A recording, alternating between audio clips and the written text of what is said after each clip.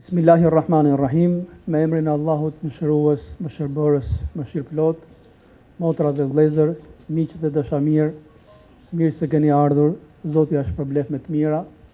Mendoj që me të vërtetë është një rast për të falendëruar shumë Zotin e gjithësisë, që na dha mundësinë të takohemi në vend të hajrit, në ditë të hajrit dhe me miq dhe dashamirë të hajrit. Të gjithë dhe ju falenderoj shumë për pjesëmarrjen dhe prezencën tuaj, se prezenca e njerëzve të mirë është motiv për të vazhduar përpara. Të gjithë kemi shumë nevojë të shohim njëri tjetrin në krah, siç na bashkon Zoti në këtë udhëtim të hajrit në këtë botë. Ky udhëtim inshallah vazhdon deri në botën tjetër dhe krah për krah me në krye profetin ton dashur Muhammedin sallallahu alaihi wasallam, siç jemi gjithë karvan hym në xhenetet e Zotit të gjithësisë. Kam një falënderim të veçantë, e lashëm fund jo për nga rëndësia, por për ta theksuar më shumë për mikun special të këtij takimi, të këtij mexhlisi, profesor Milazim Krasniqin. Zoti ja shpërblef atij me të mira për gatishmërinë, për dëshirën për të qenë pjesë e këtij takimi dhe vëllezërit që e kanë shoqëruar atë. Inshallah gjithmonë Zoti na jep mundësi për takime të tilla. Faktikisht ky aktivitet është hera e parë që qendra Mimber për hulumtime e bën në këtë ambient. Qëllimi ka qenë që të pasurojmë mexhliset tona, pasurojmë mendimet dhe idetë tona. Nëse ka edhe mendime po themi të kundërta apo opozitare ndaj diçkaje, prap është më e hajri dhe më e bereqetit kur i kemi brenda nesh. Por kemi një fe e cila është gjithëpërfshirëse dhe është mesatare. Siç është krijimi i Zotit gjithëpërfshirës dhe e ekuilibruar, ashtu është edhe feja e Zotit të gjithësisë. Një fe që ka bashkuar shumë mirë mes tokës dhe qiellit, mes kësaj bote dhe botës tjetër, mes trupit të njeriut dhe shpirtit të tij, dhe ka vendosur Zoti edhe një element që është mendja, e cila ruan ekuilibrin mes trupit edhe shpirtit.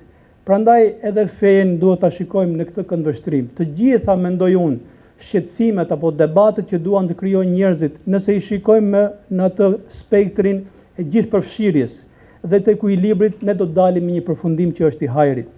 Debati në mes lokales dhe universales, në mes milletit apo ummetit, në mes fejes apo kombit, nuk është debat që njëra e zhbën tjetrën, po është plotësuese, është ekuilibruese. Prandaj ky është shqetësimi i sotëm, nëse mund ta shpreh shumë shkurt, profesori e ka shprehur pak më gjatë dhe në aspektin akademik është më korrekte.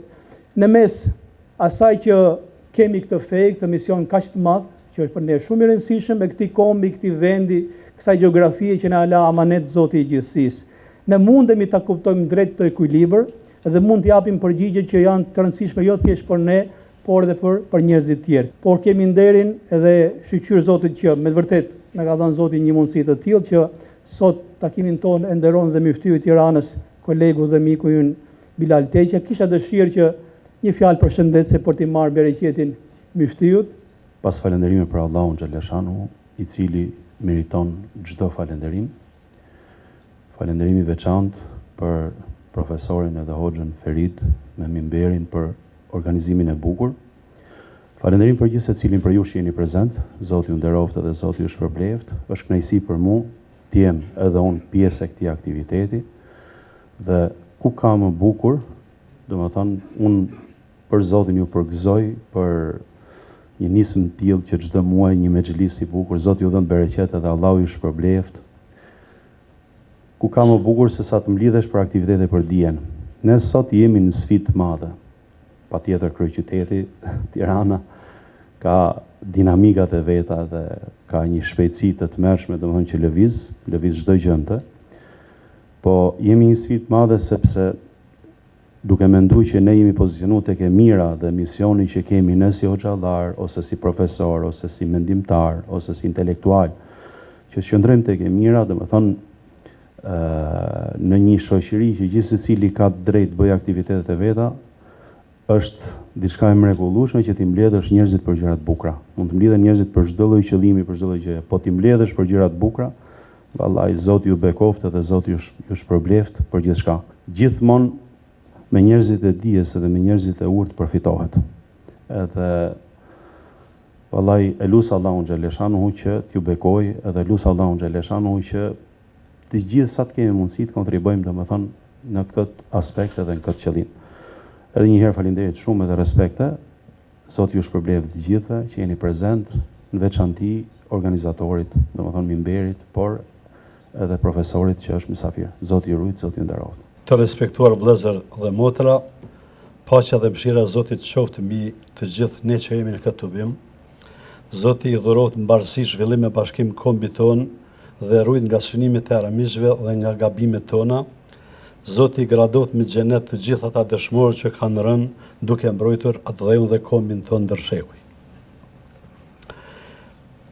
Titulli i këtij bashkëbisedimi që shënon edhe aty proceset e pa koordinuara kombëtare dhe konstruktet e koordinuara antikombëtare, sado që tingëllon gjithë përfshirës, në këtë rast synon të përthekoj vetëm një kontekst sa më konkret gjendjes aktuale kombëtare dhe të sulmeve që vijnë nga projektet antikombëtare, të cilat janë edhe si rezultati i mungesës së koordinimit në nivelet tona kombëtare.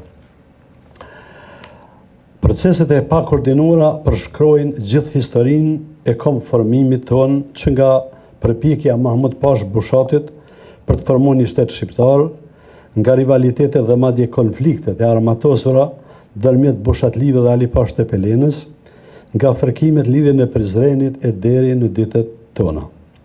Unë do të fokusoj vetëm disa nga episodet pas rënies së murit të Berlinit, kur u krijuan realitete të reja dhe mundësi të reja të koordinimit brenda kombëtar dhe që nuk u shfrytzuan në mënyrën e duhur.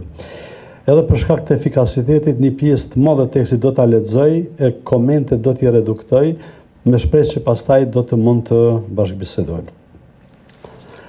Për shumë prej jush mund të jenë disa prej ngjarjeve të panjohura ose të harruara, por do të besoj që do të përpiqemi të konkretizojmë edhe në bashkëbisedim.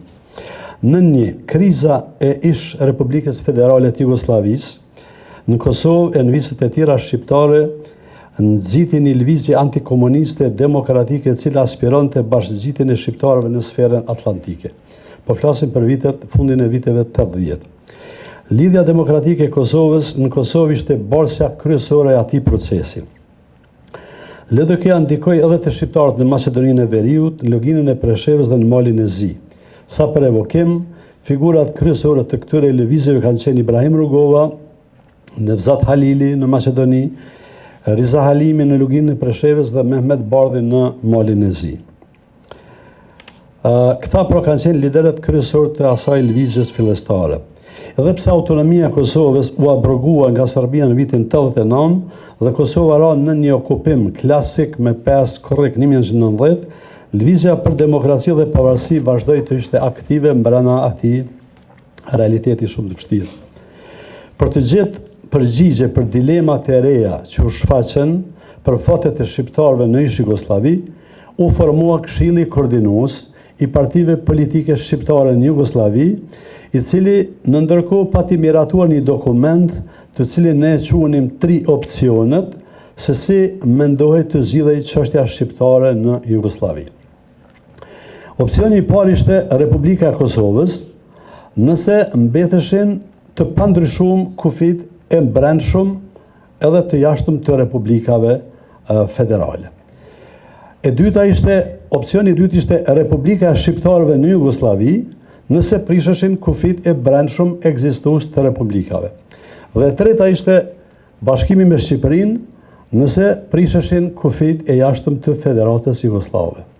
Këto 3 opcione kanë qenë dokument zyrtar dhe shembulli më i mirë i koordinimit të shqiptarëve në ish Jugosllavi në periudhën prej lidhjes së Prizrenit e Këndej.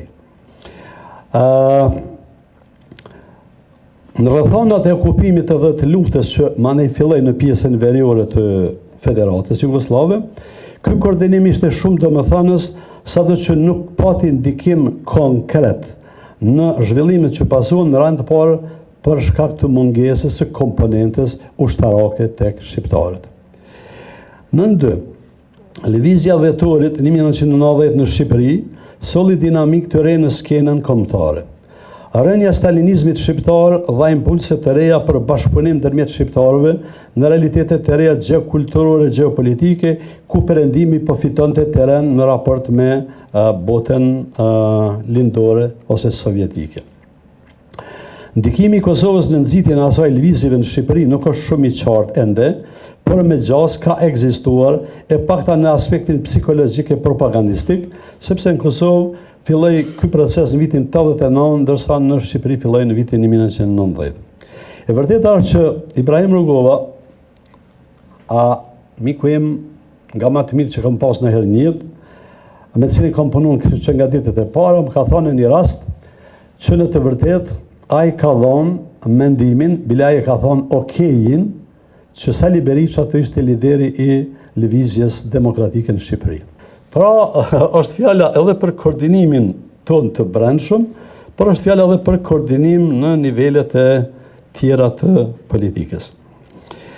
Fitoria e demokracisë në Shqipëri solli ma shumë kontakte, por fatkeqësisht nuk solli ndonjë koordinim të mirëfillt. Pse? Ngjarjet në Jugosllavi, sidomos agresionin në Serb, në Sloveni dhe në Kroaci, nxiti veprime të shpejta në Kosovë, sikundër që ishte edhe referendumi për pavarësinë e Kosovës në shtator të vitit 1991. Me këtë referendum, i cili në fakt ka qenë i koordinuar me ngjarjet në Sloveni edhe në Kroaci dhe jo me Shqipërinë, në fakt Kosova fillon institucionalisht të ndahet nga programi kombëtar i bashkimit me Shqipërinë. Se këna jena shumë herë të prirur me alon gjithfajnë veç Shqipënisë, por realitetet kanë qenë të tilla që është imponuar një referendum për pavarësinë e Kosovës dhe kjo në fakt e ka kriju manena një ndarje në projektin atë opcionin e tretë që kemi pas.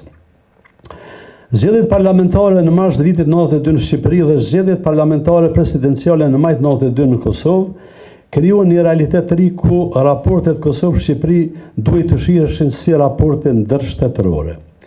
Shqiptarët e Maqedonisë, Loginës Preshevës dhe Malit Zi faktikisht u lanë në fatin e vet.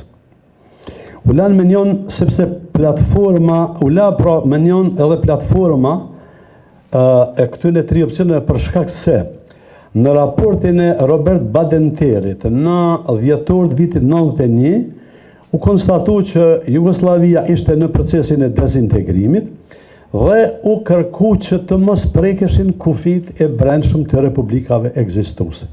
Pra, me këtë rast ranë dy opsionet e tjera, ajo që ishte për Republikën Shqiptare në Jugoslavi dhe për bashkimin kombëtar dhe manena, dhe më thonë, lëvizja jonë në fakt u qa prej këtyre proceseve.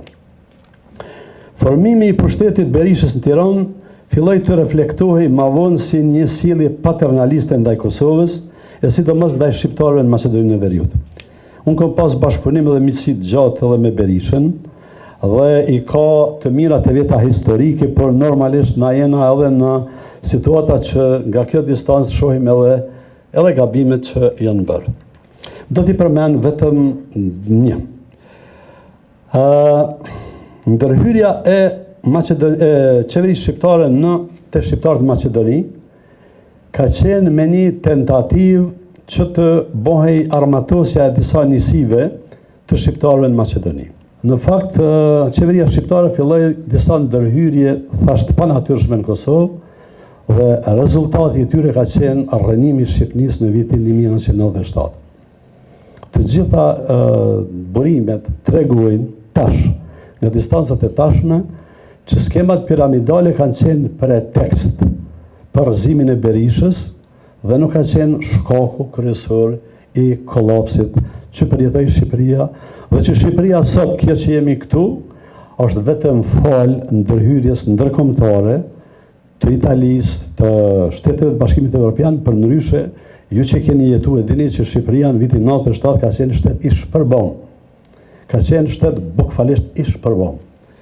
Kështu që këto janë gjëra që po i evokoj në përpjekje për me gjetë diku një konkluzion se pse na ndodhin këto gjërash.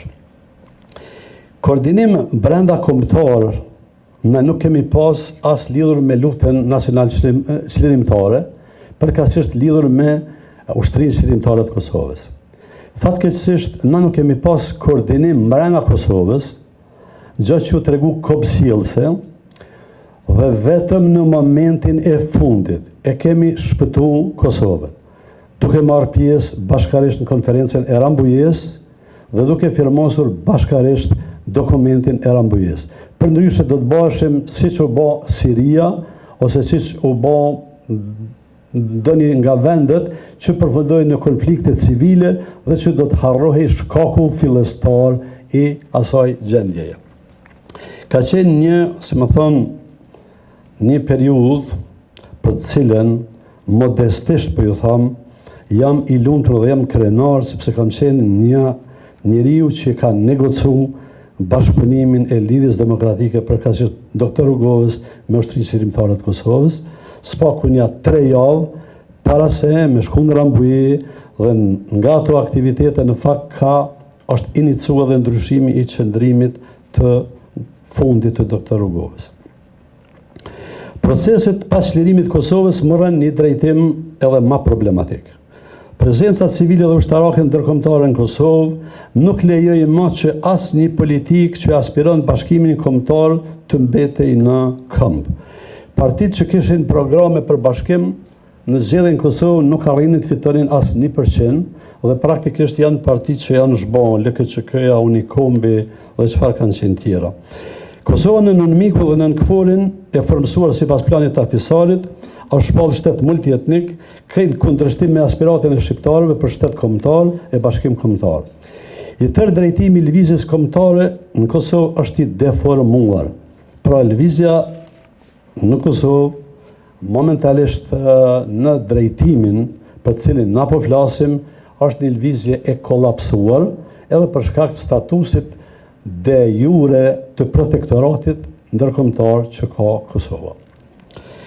Proceset kombëtare në Maqedoninë e Veriut pas vitit 2001 konfliktit armatosur dhe marrëveshjes Ohrid shkuan në drejtimin e integrimit të shqiptarëve në atë shtet, duke hequr dorë edhe nga projekti i mëhershëm që quhej Ilirida.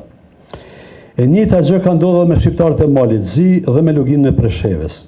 Pra, ky është konkluzioni, në demokraci e në liri na kemi hequr dorë nga 3 opcionet e vitit 91 të Këshillit Koordinues Partive Shqiptare dhe kemi hequr dorë nga programi klasik kombëtar. Sot që po flasim, bindja e me thellë është, urej ta kem gabim, na jemi një kombë pa asnjë program kombëtar.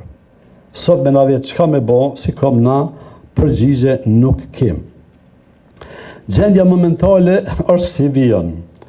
Shqipëria është antare e NATO-s dhe shtet kandidat për Bashkimin Evropian.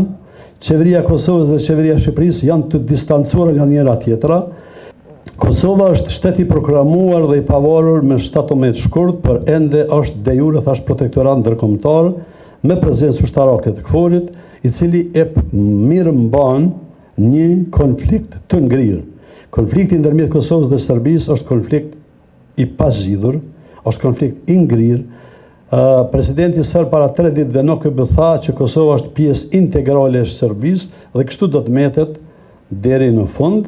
Kështu që në fakt vetëm prezenca ndërkombëtare është ajo që e parandalon luftën. Dhe na si shqiptarë, për shkak se jena të preokupuar me çështjet kombëtare, duhet ta dimi cili është realitetin në cilin jetojmë dhe të mos mashtrohemi prej propagandës demagogjike të politikanëve që flasin gjëra që nuk janë në teren. Në momentin që po flasim, sot, me u hek ushtria KFOR-it prej atyhit, ushtria serbe në Kosovë, sepse na s'kena asnjë lloj marrëveshjeje të paqes me Serbinë. Ka një marrëveshje ushtarake teknike që ka NATO-ja me Serbinë, por jo Kosova. Kështu që na duhemi me qenë real në hartimin e politikave kombëtare. Shqiptarët e Maqedonisë i kanë mas luftës që thash, vitit 2001, disa të drejta të dozuara, por pa ndonjë qartësi për të ardhmen, përveç faktit që Maqedonia është shtet antar i NATO-s dhe është në një proces të integrimit në Bashkimin Evropian. Shqiptarët në luginën e Preshevës janë në rrezik potencial ekzistencial, duke shprëngul e duke u afshira adresat qeveria serbe. Nëse vazhdon kështu, edhe disa vite, atje rrezikohet të mbyllet ajo që ne quajmë çështje shqiptare, sepse atje mund të mos mbeten fare shqiptar. Shqiptarët e Malizi janë pa asnjë projekt, pa ndonjë lidhje e pa ndonjë program nacional, të lënë që të shijojnë triumfin e komunës së Tuzit dhe të numërojnë vendbanimet e shuara sepse pjesa më e madhe e tyre shpërngulen në Shtetet e Bashkuara të Amerikës. Ndërsa shqiptarët në Greqi e në Turqi nuk kalkulohen në asnjë lloj kombinimi të politikave tona kombëtare, ndërsa sa u përket emigrantëve, ata përllogariten pothuajse vetëm me sasinë e remitencave që dërgojnë në vendet e origjinës, si në Kosovë, si në Shqipëri. E dyta, në një prospekt të këtill të një kombi të ndarë e pa kurrfarë programi kombëtar, është e kuptueshme që do të lindin projekte dhe konstruksione antikombëtare nga armiqtë tonë, të cilët kurrë nuk ngopen me fatkeqësitë tona. Konstrukti më virulent në këto vite ka qenë dhe mbetet lëvizja e Deçanit, e cila kërkon konvertimin e shqiptarëve të Kosovës nga muslimanët të krishterë, pothuajse me formulën e rekonkuistës spanjolle të shekullit 15. Pra ata lypin që muslimanët me u konvertu në të krishterë me zërë, jo a doni as doni, po duhet me u konvertu me zërë. Dhe kjo është saktësisht çka ka bërë rekonkuista spanjolle me muslimanët edhe me hebrejt në shekullin e 15. Ideja e lëvizjes Deçanit është në fakt, unë kam shkruar disa herë për ta, është pro-serbe 100%, është antikombëtare, është antikulturore dhe është anti-evropiane. Në një non-paper të hartum për nevojat e Ministrisë Kroate të punëve të jashtme, përshkruhet detajisht motivet e lëvizjes Deçanit edhe ideja themelore e saj është të krijohet kushte përmes lëkundjes etnike dhe fetare të shqiptarëve për krijimin e një mini shteti serb në rajonin e manastirit Deçanit.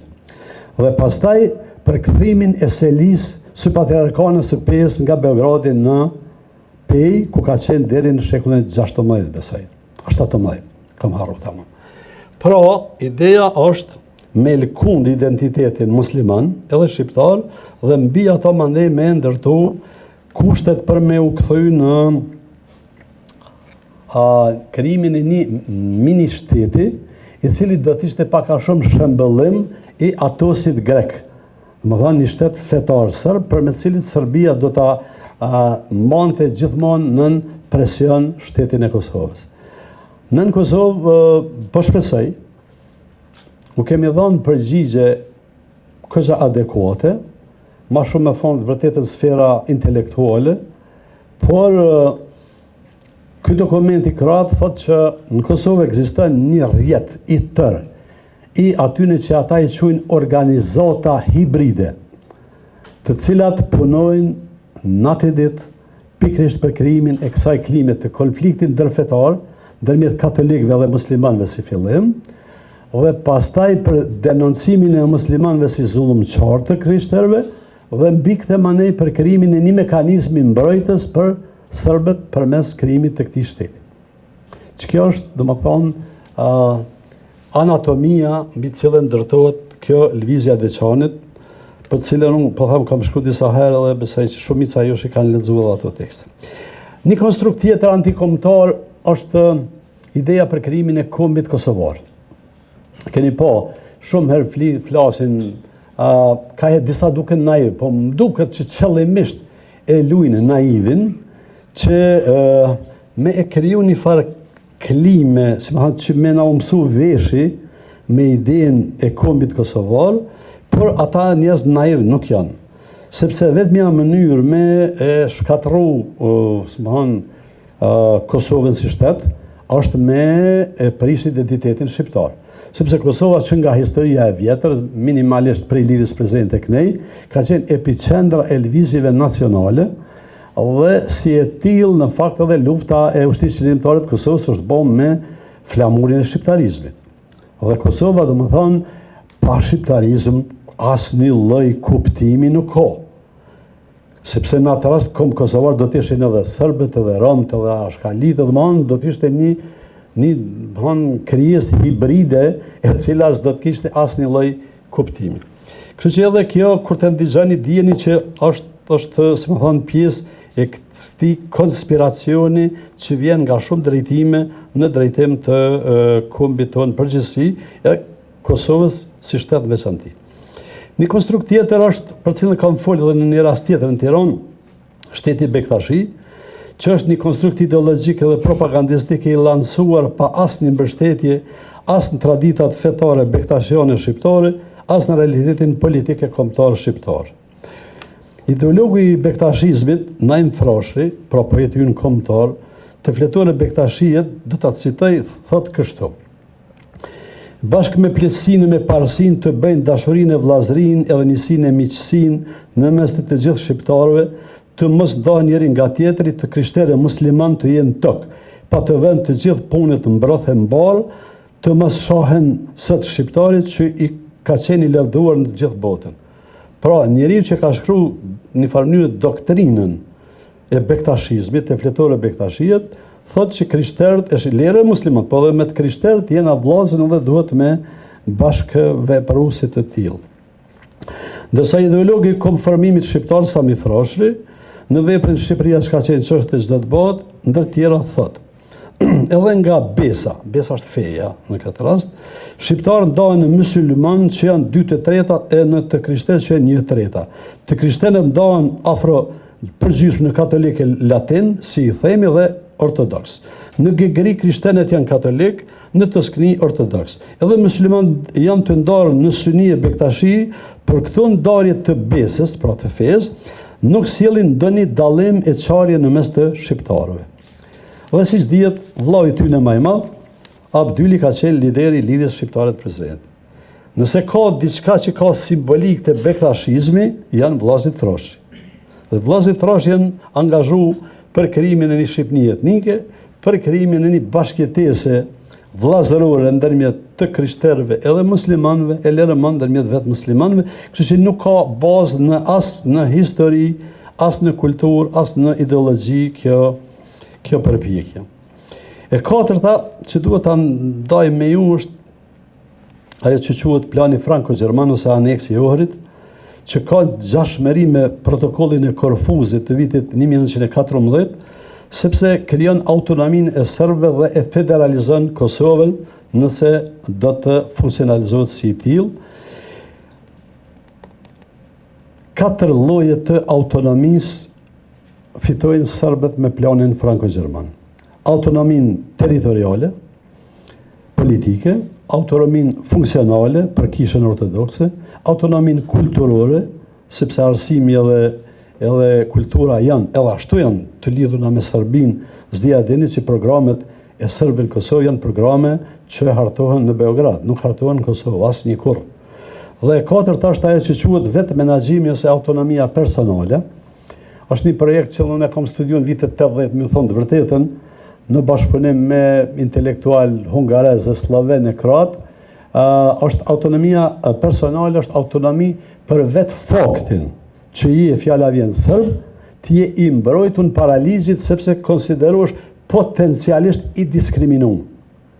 Dhe kjo është një lloj autonomie që në fillim e kanë kërkuar hungarezët në Vojvodinë dhe manena na kanë trungse edhe neve në këtë projektin tonë. Paraprakisht ka qenë një projekt, siç e dini, për shkëmbimin e territoreve.